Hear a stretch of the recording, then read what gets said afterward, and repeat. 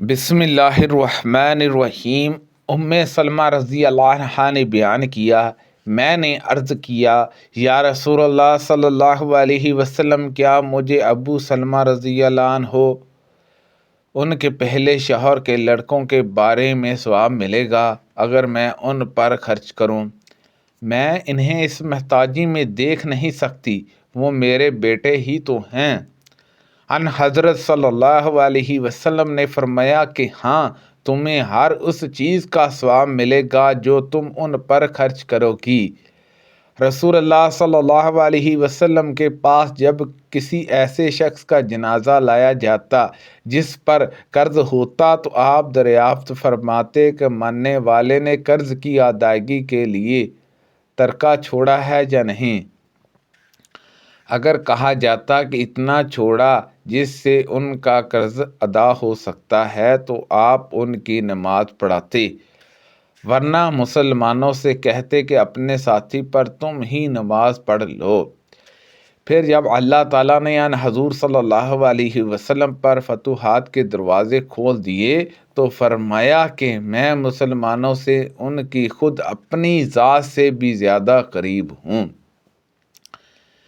اسی لیے ان مسلمانوں میں جو کوئی وفات پائے اور قرض چھوڑے تو ان کی ادائیگی کی ذمہ داری میری ہے، اور جو کوئی مال چھوڑے وہ اس کے ورثہ کا ہے۔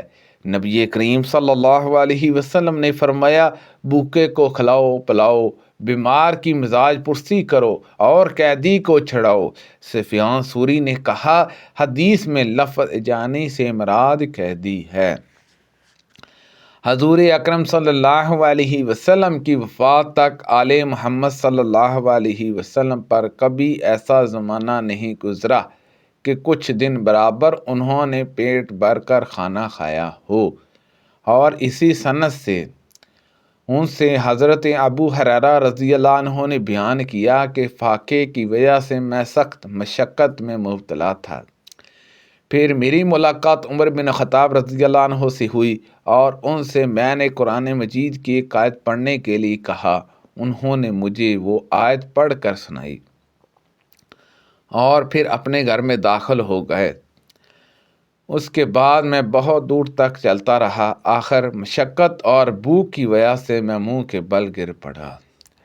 اچانک میں نے دیکھا کہ رسول اللہ صلی اللہ علیہ وسلم میرے سر کے پاس کھڑے ہیں۔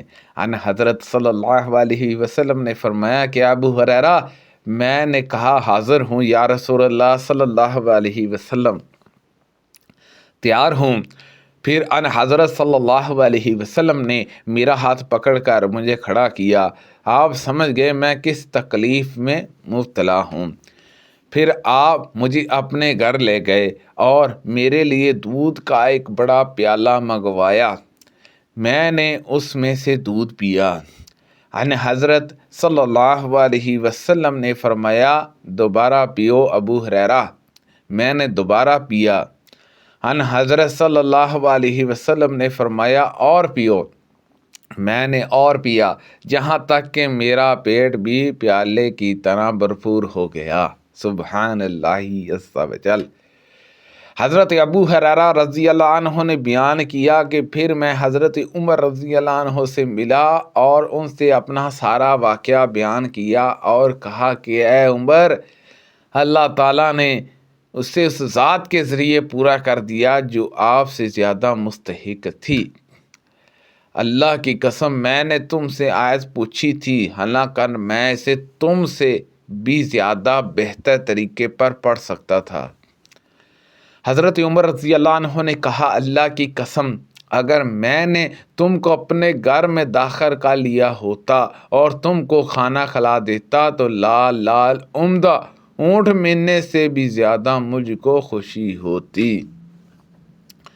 میں بچہ تھا اور رسول اللہ صلی اللہ علیہ وسلم کی پرورش میں تھا، اور کھاتے وقت میرا ہاتھ برتن میں چاروں طرف گھوما کرتا۔ اسی لیے آپ نے مجھ سے فرمایا، بیٹے بسم اللہ پڑھ لیا کرو، دائیں ہاتھ سے کھایا کرو اور برتن میں وہاں سے کھایا کر جو جگہ تجھ سے نزدیک ہو۔ چنانچہ اس کے بعد میں ہمیشہ اسی ہدایت کے مطابق کھاتا رہا۔ ایک دن میں نے رسول اللہ صلی اللہ علیہ وسلم کے ساتھ کھانا کھایا اور برتن کے چاروں طرف سے کھانے لگا تو ان حضرت صلی اللہ علیہ وسلم نے مجھ سے فرمایا کہ اپنے نزدیک سے کھا۔ نبی کریم صلی اللہ علیہ وسلم کی خدمت میں کھانا لایا گیا۔ آپ کے ساتھ آپ کے ریب عمر بن ابی سلمہ رضی اللہ عنہ بھی تھے۔ ان حضرت صلی اللہ علیہ وسلم نے فرمایا کہ بسم اللہ پڑھ اور اپنے سامنے سے کھا۔ ایک درزی نے رسول اللہ صلی اللہ علیہ وسلم کی کھانے کی دعوت کی جو انہوں نے ان حضرت صلی اللہ علیہ وسلم کے لیے تیار کیا تھا۔ حضرت انس رضی اللہ عنہ نے بیان کیا کہ حضور اکرم صلی اللہ علیہ وسلم کے ساتھ میں بھی گیا۔ میں نے دیکھا کہ حضور اکرم صلی اللہ علیہ وسلم پیالے میں چاروں طرف کدو تلاش کرتے تھے۔ کھانے کے لیے بیان کیا اسی دن سے کدو مجھ کو بھی بہت بھانے لگا۔ نبی کریم صلی اللہ علیہ وسلم جہاں تک ممکن ہوتا پاکی حاصل کرنے میں جوتا پہننے اور کنگن کرنے میں دائیں طرف سے ابتدا کرتے اور کنگا کرنے میں دائنی طرف سے ابتدا کرتے۔ حشاش اس حدیث کا راوی جب واسطہ شہر میں تھا تو اس نے اس حدیث میں یوں کہا تھا کہ ہر ایک کام میں حضور صلی اللہ علیہ وسلم دائنی طرف سے ابتدا کرتے تھے۔ حضرت ابو طلحہ رضی اللہ عنہ نے اپنی بیوی ام سلیم رضی اللہ عنہا سے کہا کہ میں نے رسول اللہ صلی اللہ علیہ وسلم کی آواز میں ضیف و نقاہت کو محسوس کیا ہے اور معلوم ہوتا ہے کہ آپ واقع سی ہیں، کیا تمہارے پاس کوئی چیز ہے؟ چنانچہ انہوں نے جو کہ چند روٹیاں نکالیں، پھر اپنا دوپٹہ نکالا اور اس کے ایک حصے میں روٹیوں کو لپیٹ کر میرے یعنی حضرت انس رضی اللہ عنہ کے کپڑے کے نیچے چھپا دیا اور ایک حصہ مجھے چادر کی طرح اوڑھ دیا۔ پھر مجھے رسول اللہ صلی اللہ علیہ وسلم کی خدمت میں بھیجا۔ بیان کیا کہ میں جب حضور اکرم صلی اللہ علیہ وسلم کی خدمت میں حاضر ہوا تو آپ کو مسجد میں پایا اور آپ کے ساتھ صحابہ تھی۔ میں ان سب حضرات کے سامنے جا کر کھڑا ہو گیا۔ ان حضرت صلی اللہ علیہ وسلم نے دریافت فرمایا کہ انس، تمہیں ابو طلحہ نے بھیجا ہوگا؟ میں نے عرض کیا کہ جی ہاں۔ ان حضرت صلی اللہ علیہ وسلم نے پوچھا کھانے کے ساتھ؟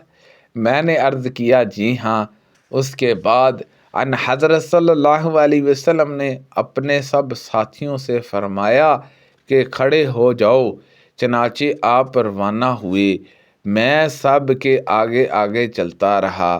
جب حضرت ابو طلحہ رضی اللہ عنہ کے پاس واپس پہنچا تو انہوں نے کہا ام سلیم، حضور اکرم صلی اللہ علیہ وسلم صحابہ کو ساتھ لے کر تشریف لائے ہیں، حالانکہ ہمارے پاس کھانے کا اتنا سامان نہیں جو سب کو کافی ہو سکے۔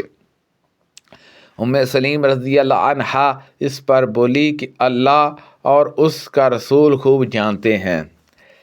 بیان کیا کہ پھر حضرت ابو طلحہ رضی اللہ عنہ استقبال کے لیے نکلے اور ان حضرت صلی اللہ علیہ وسلم سے ملاقات کی۔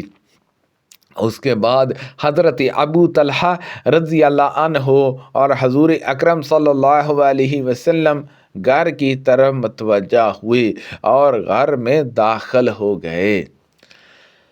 ان حضرت صلی اللہ علیہ وسلم نے فرمایا ام سلیم، جو کچھ تمہارے پاس ہے وہ جہاں لاؤ۔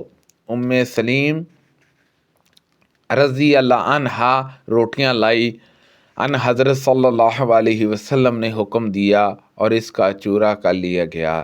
ام سلیم رضی اللہ عنہا نے اپنے گھی کے ڈبے میں سے گھی نچوڑ کر اس کا ملیدہ بنا لیا۔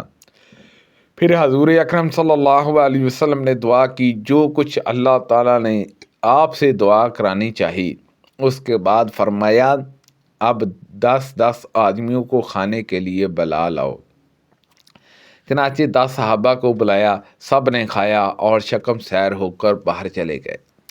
پھر آپ نے فرمایا کہ 10 کو اور بلا لاؤ۔ انہیں بلایا گیا اور سب نے شکم سیر ہو کر کھایا اور باہر چلے گئے۔ پھر آپ نے فرمایا کہ 10 صحابہ کو اور بلا لاؤ۔ پھر 10 صحابہ کو بلایا گیا اور ان لوگوں نے بھی خوب پیٹ بھر کر کھایا اور باہر تشریف لے گئے۔ اس کے بعد پھر 10 صحابہ کو بلایا گیا۔ اس طرح تمام صحابہ نے پیٹ بھر کر کھایا۔ اس وقت 80 صحابہ کی جماعت وہاں موجود تھی۔ سبحان اللہ عز وجل۔ اللہ پاک سے دعا ہے کہ اللہ پاک ان حدیثوں پر عمل کرنے کی توفیق عطا فرمائے۔ اللہ پاک ہم سب کو نبی پاک صلی اللہ علیہ وسلم کی سنت کے مطابق عمل کرنے کی توفیق عطا فرمائے۔ کو پڑھنے میں غلطی کوتاہی ہو گئی ہو تو اللہ پاک معاف فرمائے۔ صدقہ جاریہ سے زیادہ لوگوں تک شیئر کیجئے۔